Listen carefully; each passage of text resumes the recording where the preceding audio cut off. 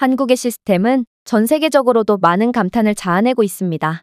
실제로 외국에서는 짧게는 며칠에서 길면 몇 달이나 소요되는 일이지만 한국에서는 단 몇 시간 만에 처리할 수 있는 경우가 굉장히 많은데요. 그리고 그 대표적인 예가 바로 이사 시스템입니다. 한국에서는 사다리 트럭을 사용하면 반나절이면 이사가 끝나버리지만 외국에서는 이런 사다리 트럭을 찾아보기 힘들고 이사 비용도 엄청나게 많이 들어서 직접 차를 렌트해서 이삿짐을 옮기는 게 일반적이기 때문이죠. 한독일이는 한국에서 이사를 경험해보고 다른 나라와는 너무도 다른 한국식 이사에 충격을 받고 말았다고 하는데요.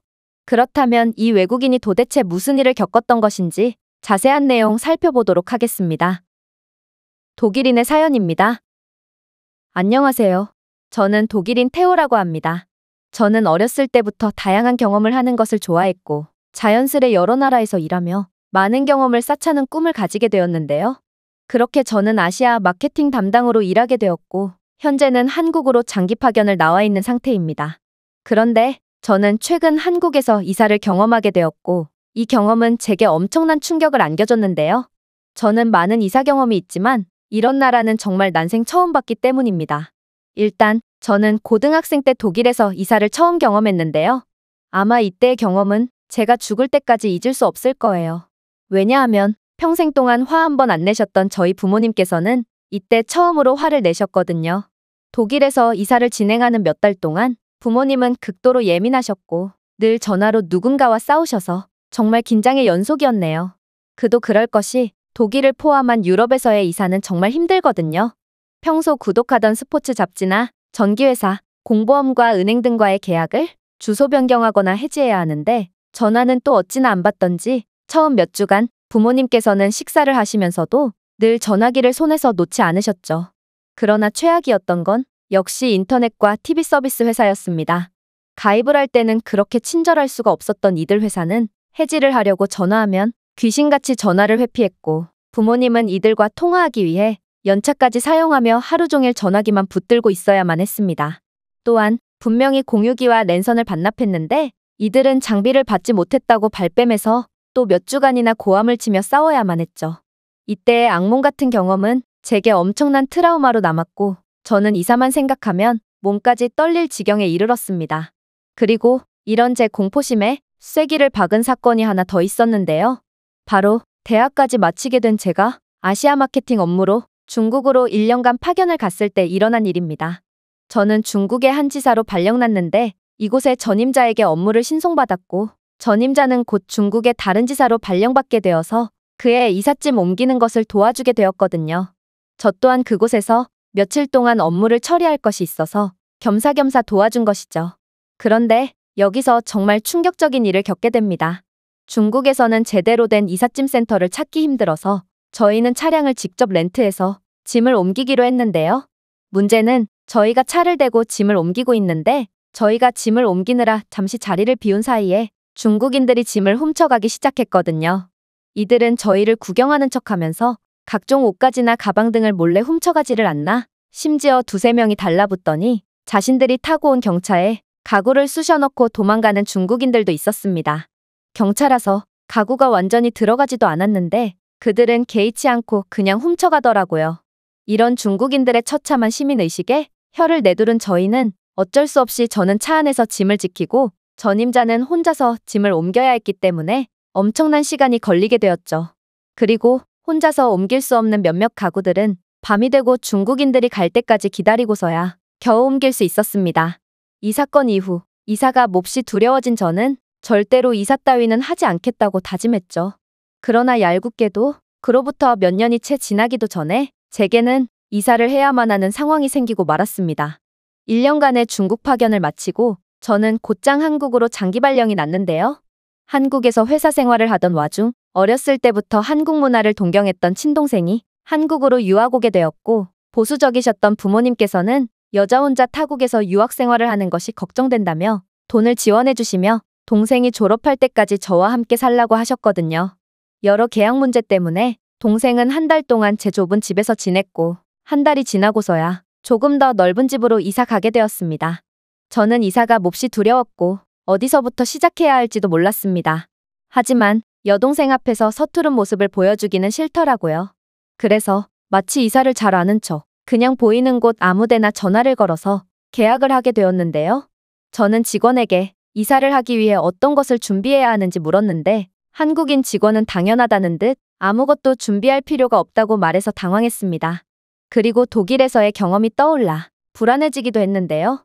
독일처럼 예상치도 못한 이유를 붙여서 추가 요금을 받거나 아무것도 준비되어 있지 않다는 이유로 이사 날짜를 임의로 연기할 수도 있겠다고 생각했거든요. 심지어 한국에서는 이사 비용으로 100만 원가량의 말도 안 되는 금액만 요구했기 때문에 더욱 의구심이 들었습니다. 제가 독일에서 이사했을 때 부모님께서는 400만 원이라는 거금을 들여 이삿짐 옮기는 것을 도와줄 업체를 구했거든요. 그런데 엘리베이터와 계단을 이용해서 짐을 옮겨야 하는데 가구 해체도 안 해놓으면 이걸 어떻게 옮기냐며 해체 비용으로 100만 원을 추가적으로 요구했고 실제로 모든 짐을 일일이 해체하고 손으로 옮겨서 시간도 굉장히 오래 걸렸죠. 이들은 새로 이사할 집에 해체된 채로 굴러다니는 가구 부속품들을 그대로 던져놓고 그냥 가버렸고 이 때문에 저희는 이사를 마치고도 몇 주 동안이나 가구를 재조립하며 끔찍한 시간을 보내야만 했습니다. 따라서 저는 한국도 독일처럼 대놓고 추가 요금을 요구하거나 예기치 못한 변수의 상황이 일어날 거라 생각했습니다. 그리고 이사 당일 이런 제 불안감은 현실이 되었는데요. 독일에서는 십수명은 달라붙어서 이삿짐을 옮겼지만 한국 이사센터는 고작 몇 명밖에 오지 않았기 때문입니다. 독일에서와는 달리 100만 원이라는 매우 적은 금액을 지불했기 때문에 할 말은 없지만 저희가 이사갈 집이 15층인데 도대체 어느 세월에 짐을 옮길 건지 저는 너무도 불안해졌습니다. 아마 포장해체 이사 등 여러 절차들을 고려한다면 독일에서 그랬던 것처럼 며칠 혹은 그 이상도 걸리겠구나 싶었죠. 하지만 한국의 아저씨들은 저희 집으로 성큼성큼 들어오더니 순식간에 포장 작업을 완료하고 물건을 옮기기 시작하더군요. 이들은 가구를 분해하지도 않고 그대로 사다리 트럭을 이용해서 순식간에 짐을 옮겼는데요. 도대체 이 사다리 트럭의 정체는 무엇인지 저와 제 동생은 어디에서도 본 적 없는 기발한 발명품에 놀라서 입을 벌리고 있는 와중 순식간에 작업이 끝나버렸습니다. 그렇게 이 아저씨들을 따라서 이사할 집으로 이동하려던 찰나 이삿짐 센터 아저씨가 제게 다가와서 뭔가를 건네주더군요. 이거 냉장고 밑에 있던데요. 그 물건의 정체는 예전에 만났던 한국인 여자친구와 맞춘 커플링이었습니다. 잃어버린 반지를 찾느라고 엄청나게 고생했는데 이게 냉장고 밑으로 들어가 있었다니 뭔가 허무하기도 하더라고요. 그리고 한국인들의 양심에도 깜짝 놀랐는데요. 솔직히 전 세계에서 주운 반지의 주인을 찾아주는 사람들은 한국인들밖에 없을 거라 확신합니다. 아마 다른 나라였다면 100이면 100, 반지를 몰래 자신의 호주머니 속에 넣었겠죠. 저는 이렇게 사소한 것이라도 절대로 남의 물건에 손대지 않는 한국인들의 양심에 너무나도 감동을 받았습니다. 어쨌든 그렇게 이사할 집에 도착한 한국인 아저씨들은 사다리 트럭을 이용해서 순식간에 이삿짐들을 15층 집으로 올려보내더니 자신들의 키보다 훨씬 크고 무거워 보이는 가구들을 혼자서 옮겨 배치하더군요. 제가 위험한 거 아니냐고 물으니 그는 픽 웃었습니다. 남자가 이 정도도 혼자 못 들어서 되겠어? 그 아저씨는 굉장히 말라 보였는데 어디서 그런 괴력이 나온 건지 정말 신기했습니다. 어쨌든 이 아저씨들은 제가 가구 배치에 대해 말하기도 전에 당연하다는 듯 가구 배치를 모두 완벽하게 해줬고 제 머릿속이라도 들여본 것 마냥 제가 원하는 곳에 정확히 가구를 배치해줘서 정말 깜짝 놀랐는데요.